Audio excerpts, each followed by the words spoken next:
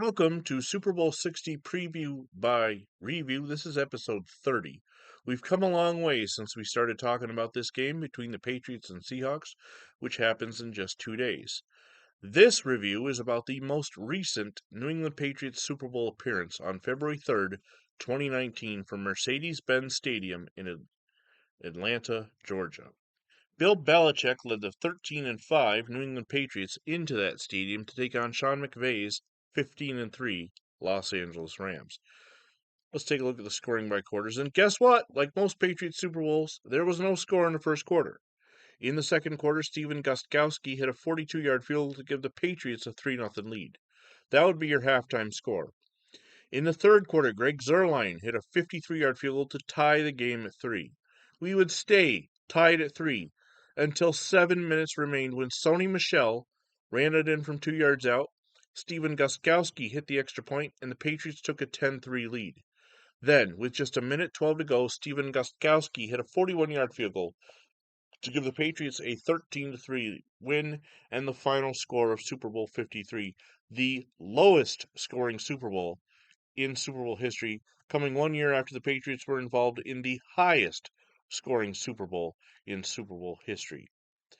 The Rams also became just the second team in Super Bowl history not to score a touchdown, following the 1971 Miami Dolphins, who were beaten by the Cowboys 24-3. The Rams had won the toss and deferred. The game was played under a closed roof on field turf in front of 70,081. The Patriots are favored by 2, and they covered. And your Super Bowl MVP was not Tom Brady for a change, it was Julian Edelman. For the Patriots, they turned it over once, as did the Rams. On offense, Tom Brady threw for 262 yards, 1 interception. He was sacked once. Sony Michel ran for 94 yards on 18 carries and 1 touchdown.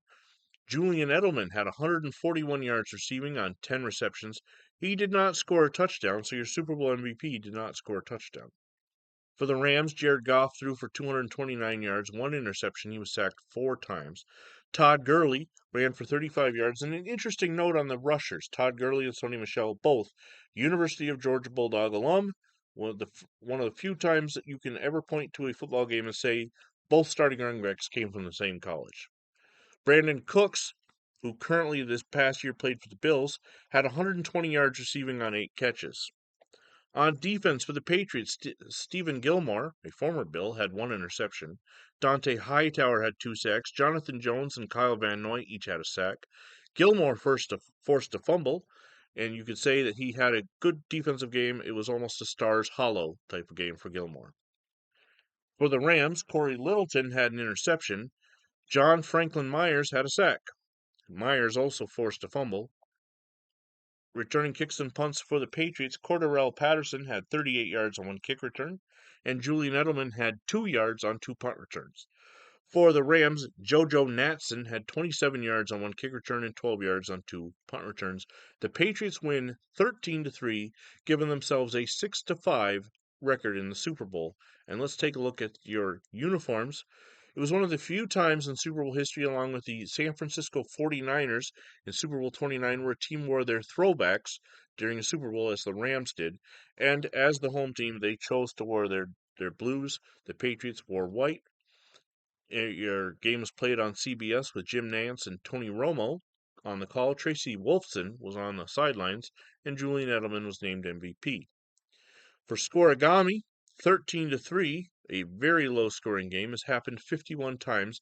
The first time was the Rock Island Independence and the Green Bay Packers in 1921, and most recently, Seattle Seahawks and San Francisco 49ers just a month and 2 days ago, when they did it on January 3rd, 2026. That is your Super Bowl preview by review. Tomorrow we have a couple other episodes to do, as the Patriots and Seahawks have met 2 more times on the field. But we're almost there, folks. Stay tuned for more Super Bowl 60 preview by